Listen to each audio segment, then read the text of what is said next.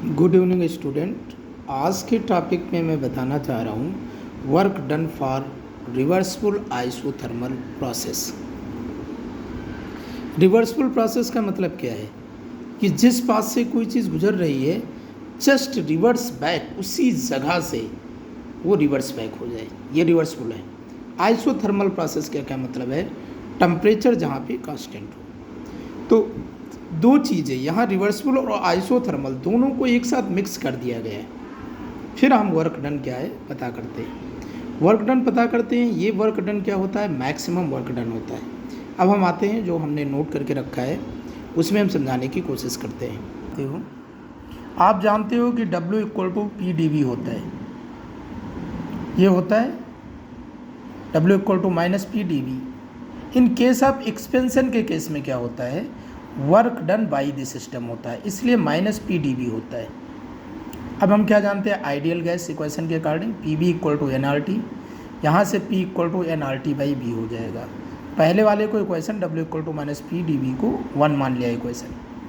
इस इक्वेशन में P के जगह पे हमने -nRT/V की वैल्यू हमने रख दिया। ये वाली वैल्यू उठा के ऊपर रख दिया P के जगह पे। तो क्या हो गया? -nRT/V dV। तो इसको कर दिया। अब इसको हम क्या करेंगे कि हम इंटीग्रेट करेंगे। इनिशियल स्टेट से फाइनल स्टेट तक हम क्या करेंगे? स्टेट 1 टू स्टेट 2 क्या करेंगे? इंटीग्रेट करेंगे। तो W = -nRT V1 to V2 dV/V। अब dV/V का जो इंटीग्रेशन होता है ln V होता है, ये याद रखना पड़ेगा आपको। तो W = क्या होगा? -nRT ln V, ये V1 to V2। अब इसमें लिखेंगे upper limit minus lower limit. तो W = -nRT ln V2 upper limit एक बार minus ln V1 lower limit. अब आप ये जानते हो कि ln m minus ln = ln m/n, यह अपान में आ जाएगा, जो माइनस है ये नीचे आ जाएगा।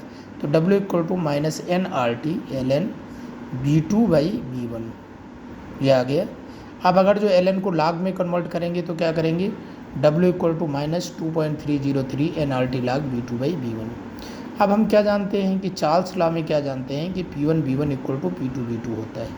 अब इसमें V2/V1 कर दो तो P1/P2 हो गया। तो V2/V1 की जगह पे P1/P2 वैल्यू रख देंगे तो ये प्रेशर के टर्म में आ जाएगा। यहाँ वॉल्यूम के टर्म में है मैक्सिमम वर्क, और यहाँ प्रेशर के टर्म में। Thank you. पहले आपको करना क्या है? W = PdV रखना है, फिर PV = nRT से P की वैल्यू पुट कर देनी है। फिर आपको क्या करना है? इंटीग्रेट करना है V1 से V2, dV/V की वैल्यू ln V रख देना है। फिर अपर लिमिट माइनस लोअर लिमिट लगाना है, फिर इसको अपान कर देना है। फिर क्या करना है? P1V1 = P2V2 कर देना है, तो ये वैल्यू आ जाएगी। इस पर न्यूमेरिकल भी आते हैं, बहुत इंपॉर्टेंट है। Thank you.